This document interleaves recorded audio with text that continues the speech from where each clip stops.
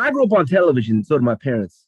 I love Lucy, lied and sweetly. America's favorite redhead, desire suppressed in separate beds. Censors, rest assured, everything in good taste, everything in its proper place. Every traumatic episode ends with the threat of Ricky's hand, never far from Lucy's face, beaming in glorious black and whites, wrong and right, plot lines, shade out the gray, and John Wayne shining in Silver City on a hill of guns and butter, where every schoolchild's desk doubles as bomb shelter, praying to the altar of the in question. So pledge your allegiance, seal your documents, and lock and load your freedom, because it is not free. Now fall to your knees and praise be. It's the only God in which we trust. The atom, the Manhattan, Hiroshima, Nagasaki, the nuclear family, nuclear test, and nuclear age gave way to nuclear waste. That's me.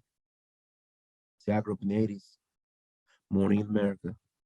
Ronald Reagan and Mr. Belvedere fresh in my door, telling me life was more than mere survival, that I could live a good life. Yet when my time came, Homer Simpson, Peter Griffin, Al Bundy were all lying in wait to convince me that I could raise a family in a two-story on the single income of a shoe salesman. They lied. And I cried, not for myself, it's oncoming generation of iPad kids on the Hulu and Netflix, where you pick your poison, but it rots your mind. The same. See them at cafes, sipping, job seeking, asking the net for deeper meaning. Who am I? Where do I belong? What use can I be in days such as these? Kids born of go-go gadgets, wired, connected, directed to latest trends, surf the web in search of themselves. No different from Neil Search when the bells of the Catholic Church lay latest holy writ, holy script, holy this, since the golden rule of pharaohs and Caesars, Romulus and Remus, Akbar and Alexander, Xerxes and Hammurabi, since the days of scribes and the books of kings, since they from on high convinced us down below that we ever needed their code of law to tell us we were free.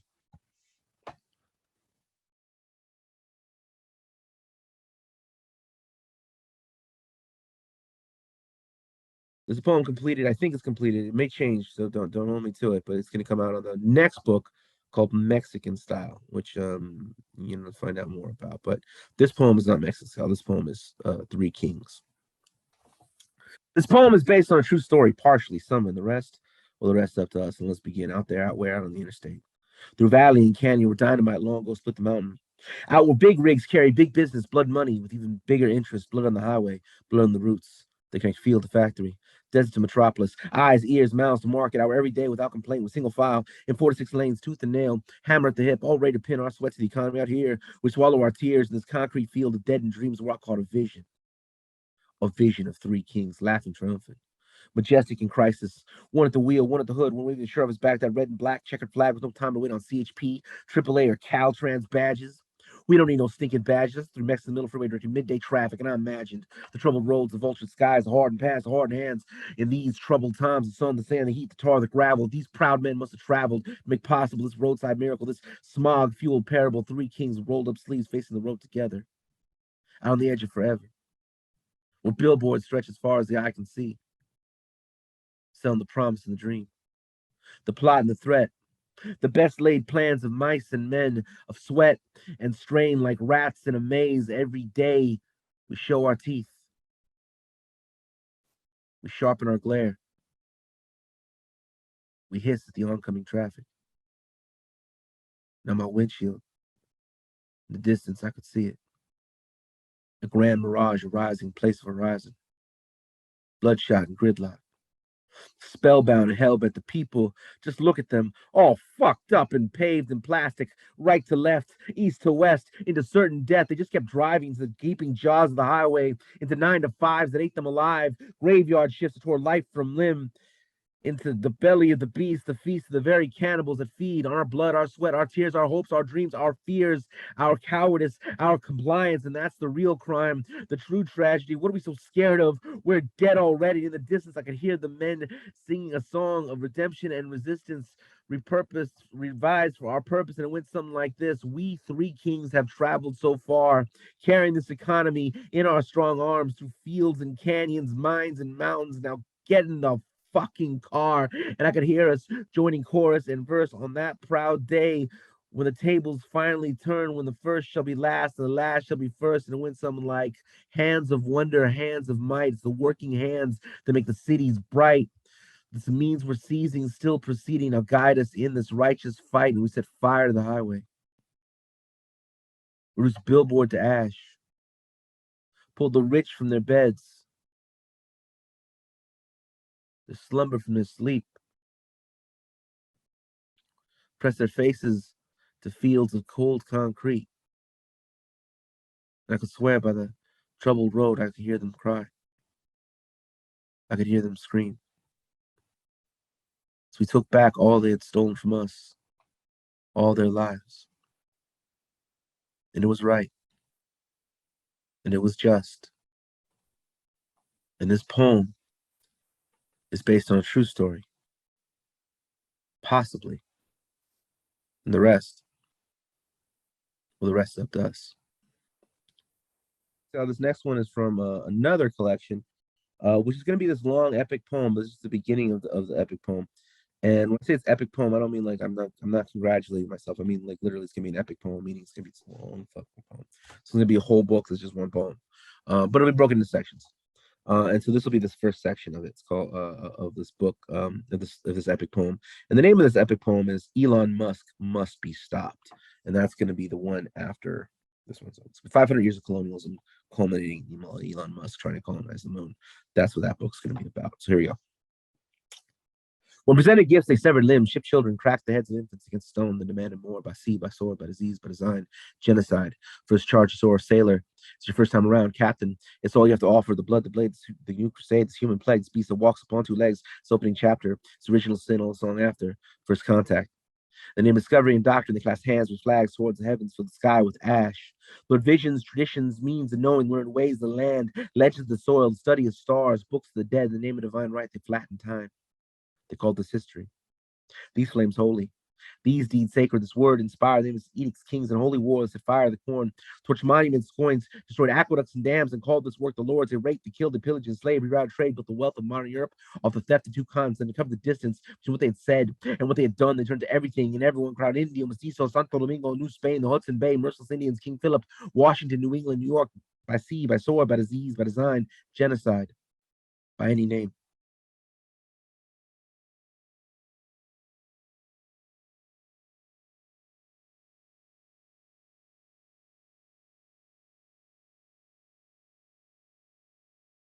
You were saying that you wrote like what was it, the mowing leaves of grass, that you're doing a book now on labor, mowing leaves of grass, and you're doing the city on the second floor as kind of regional, like as in a like place. Well, yeah. Like So LA. city on the second floor is much more. I mean, it's about LA, but it's also just about general like modern cities, like how they're set up, how they're laid out, Mhm. and how the kind of cities are built against the people that live in them, and how the cities are essentially physically built up for your exploitation, like physically built in a way to either exploit you or exclude you, right? So it's either you're either here to work or you have to leave, and so that's kind of like how it is. So I mean, there's all these poems about working class people. There's all these poems about being houseless. There's all these poems about just the physical shape of the city. There's all these kinds of poems that and then there's this whole environmental piece that runs kind of throughout the whole thing, which is kind of like it's almost like an undercurrent. It's like this like subplot that eventually is going to swallow the whole thing. So that because the way we built these cities, yes, we're exploited, we're dying within. I mean, all these things are happening, but then the backstory, the real story is that we're destroying the planet. We're gonna, the ocean's gonna swallow us. That's the real that's the real story that we're missing in the midst of all this like class conflicts, that we're destroying the planet. Like the title at first, I thought it might have been like a an allusion to a metropolis. And there's a few like the it's and but you're talking about like a literal place where it's a city on the second floor where people don't have to mix with anybody on the ground. I mean, like Well, I mean, metropolis, yeah, I mean, like it is like Metropolis. yeah. What I'm saying is like Metropolis, but that's also like, but the Bonaventure is like Metropolis. Yeah. You know what I'm saying? Like, yeah, both are I like mean, Metropolis. a lot of things come to disturb. The most disturbing things have come to pass. Yeah. So yeah, it's a real life situation. So like, yeah, but no, that's a good comparison, Metropolis. But it's also based on something real. Yeah. Maybe, I mean, I know you go around performing these like poetry from this book and your other book. I mean, what kind of reactions are you getting as far as like when people, like not just applause, I'm sure, but like any kind of people talking to you about your themes and things like that? Well, it depends who. I mean, the Chicano audiences tend to really like it. They tend to really be happy about it. They tend to really be excited, and feel like a sense of pride and strength and etc. Um, like white liberal lefty kind of audiences, they tend to like it. Um, um, you know, uh, black audiences and mixed audiences, and they tend to like it because it's political. I mean, most people I'm in front of, it's not just that they're like white people or Yeah. Rasa or they're Would you say you African have like people. an audience in mind with? It's kind of like Okay. they're mostly left people. People Yeah. who are left leaning that kind of watch my stuff. They tend to like it. The people I have the most trouble with are like the literati, like a kind of what do you call it, a rainbow coalition of literati who who tend not to like what I do, and and it's funny. It's funny to me because a lot of it will be if someone doesn't like the ideas you're putting forward, like the politics of it, Mhm. they're going to challenge the form. They're going to challenge how you do it. They're going to challenge. They're gonna change the subject. They're not gonna come at you head on like I don't like your politics. They're gonna say like, oh, that's not really poetry. That's not really writing. That's not really this. That's not really that. And they're gonna like come at you with these weird ways. But then you're like, okay, well, what is writing? Then you look at their writing, and it's just this free form mess. It's not structured.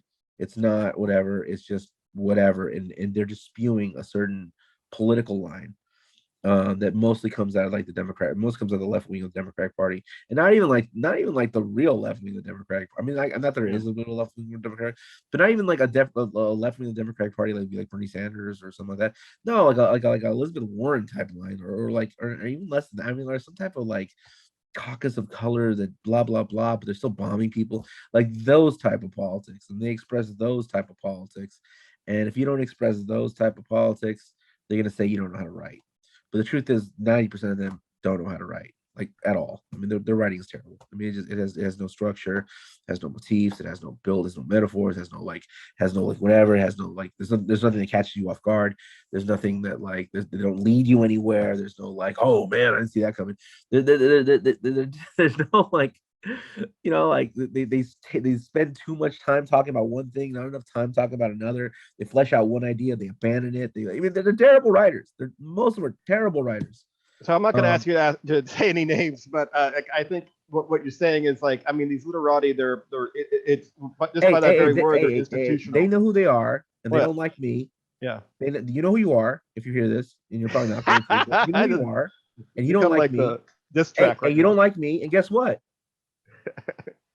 Well, I Like was you going to either. say like from the very word, like they're institutional and they Yeah, can't take risks because that's true. and they're the ones that are feed like enjoying the fruits of it, right? They're the one Yeah. if they've got the status and But I've spoken in more colleges than them too. Like it's yeah. crazy. It's crazy. Like you lose everywhere. You lose except for the places where you give each other awards.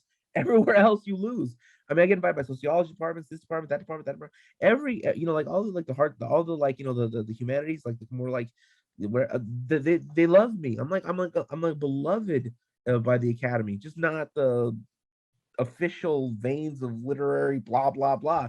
It's the historians, it's the sociologists. I've spoken at Cambridge. Like you act elitist with me? You act elitist. You're not elite. Like you're like my accomplishment. You can't be elitist with me. I surpass you. I'm spoken in Cuba. What the fuck are you talking about? But they got little things where they award themselves and they give each other awards and I don't know. I I kind mean, of you want to think it comes from your message, and it also comes from being a brown writer yeah, as sure. well. Yeah. So whatever, man. They have their thing, I have my thing, and I don't need to name names because that's gonna start ruffling more. But Well, uh, next you see him, we'll jump him. hey, man, like I'm partying out in like San Francisco with like Polaroids and another stories that will not be named because we're not getting in trouble. Let me think about Anything else about the city on the second floor? Like, I mean, I'm really interested in the like space because I recently we talked to El Indio Arts, Alex Garcia, who does Oh yeah. and he for him it's like he does a lot of celebration of space, and like in many places in like often in LA that are in that aren't celebrated, right? You're supposed not and also it's like taking back from like our experience of these places, and also taking back from the American culture that, as he was saying, like a lot of these places in Hollywood, they'll film a Chicano neighborhood or Mexican American neighborhood, and then it's like all of a sudden like some white suburb, You know what they do though? No. Here's what they do. They go down to first and they always do the same thing. They go to first and Boyle, Mhm. and they just film. They just film like that street corner from different angles, and they Yeah. say it's East LA. So it's basically going to Mariachi Plaza, and they just film like four different angles, and it's supposed to be like driving around the whole city, like because I've seen it before. It's like it'll be like one side be East Side Love, there'll be Mariachi Plaza, then it'll be like like Monarch or something else in the background, and so but it's supposed to be like five different locations, but it's just one little area.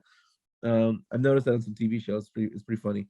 Um, but yeah. No, well, this book, Sitting on the Second Floor, the kind of one departure it really kind of takes from what it's about, where it's is has these three tales, right? These three long tales about these Mexicans, about these Chicanos, um, and their response to living in this, Anglo kind of dominated society, and one of them has some dignity, and there's like a salvation for him because he has this dignity, and because he sees himself as part of a community. But it starts off very cynically, but it moves towards like this like sense of dignity and community. Another one, he doesn't lack that same kind of dignity, but he lacks a sense of community. So he's like very individualistic, right? So he's lost, and he expresses that. And the final one, this guy has no dignity, and he has no sense of community, and he's the most lost of all of them. And so it has these three things. But the first one's set in San Fernando Valley. The Mhm. second one's set in the San Gabriel Valley, and the last one's set in like the Inland Empire, and then very at the very end, the high desert. Well, one thing I might mention that it makes me think, because the other thing like might go along with kind of like whenever you see LA often in media and movie, almost anything, they kind of film. It's kind of a, we call it I always give it a chili rating, a low chili rating, because there's no Mexicans ever. They'll go Never. to play. Yeah, there's like LA is full of Mexicans as no one doesn't know, right? And Right. I'm from there. My family's from there, I should say, and Yeah. I visit family there. Mexicans are all around the town, and Today, big Mexicans are area. everywhere. And so, Yeah. like for me, like some of the things you've been reading and what I've been reading, City of Second Floor shows like you're giving their visibility in the space that is ours, that we created actually, Yeah. and from different people have been there that are like local people as well, and it's like it's to me it seems like another, like you're reclaiming an area, you're giving, like you're making visible the invisible. I hope Until, so. I mean, yeah, yeah, I yeah. hope Sorry, so. go I ahead. mean, it's less explicit than Mowing Leaves Grass was. Mm. It's more whatever. But I mean, I just had these poems. I just had to put them somewhere. So like, so that's why the book came out. But I hope that even so that spirit still comes through. Um, but it's very different than Mowing Leaves Grass. It's a very different book, and so I hope people enjoy it for different reasons. But it's a different book. It's a different I book, know and with mowing leaves of grass, I mean, I felt the visibility. I really felt that. This is an yeah, experience that, I mean, we share as Mexican Americans. Like we're, like, and then how things that you see if you look around, you're where you're from, and like how you're portrayed, and how yeah, what you're expected to believe. yeah. Well, with Mowing Leaves Grass, yeah, I came with a blowtorch. You know what I mean? Yeah. That was that was coming out of the Trump years and whatever. So see on the second floor. I mean, it's. I mean, I just want to like I'm not trying to like temper any expectation with it. I'm just telling you, it's a different book. And so I hope people also enjoy it for different reasons. But I'm returning to the Mowing Leaves Grass form in the next book, Mexican Style, which is going to be, some people had this. I don't want to call it a criticism, but they said of Mowing Leaves Grass that like as much as they loved it, it wasn't really about the community. It was really more about the oppression we're facing. So Mhm. almost it was almost about like Anglos, it was about white people, and not necessarily about us. It was about them. And I don't think that's a valid critique because I think that's accurate, but I don't think it's a valid critique. Yeah, yeah. Well, I mean, what are you gonna do? I mean, like you got someone stabbing you, and you'd be like, well, don't write about the person stabbing you. Write about yourself and how you feel about getting stabbed. No, you gotta like you gotta deal with this thing. So I think that that's an accurate statement, but not really necessarily valid criticism. However, this Mexican style book is going to be more like a celebration of communities. It is going to be more about this. It is still going to be about fighting, but it is going to be more like it's going to be more like look how great we are, and I it's going to be personally something. think we need that critique, and Yeah, we need that critique to know we're not going crazy, and yes. we also need celebration. We need both of those things, and I don't see why they're exclusive. Well, yeah, I don't either. But like, but like, so one book's gonna be more fun, but it's just slightly, it's like 60 40 40 60. Mhm. It's kind of like just changing the whatever. But Mexican Style is definitely gonna be the sequel to Mowing Leaves Grass. Well, so your latest book is The City on the Second Floor, See and you on I'm the second looking floor, yeah. forward to uh, Mexican style. And then we're gonna have Elon Musk must be stopped, and then after that Elon one, Musk must be stopped. after that one, I got a book where 30 different academics from all over the place have all agreed to allow me to base a poem on their book, and Oh, that that's one's cool. going to be called Based. Called Base. Based. Oh, okay. Well, thanks to Matt Sedillo for performing his poems from the new book, The City on the Second Floor. Any last words, Matt? Thank you for having me, and Somos. Thanks for being with us. We really appreciate it, and we're all big fans.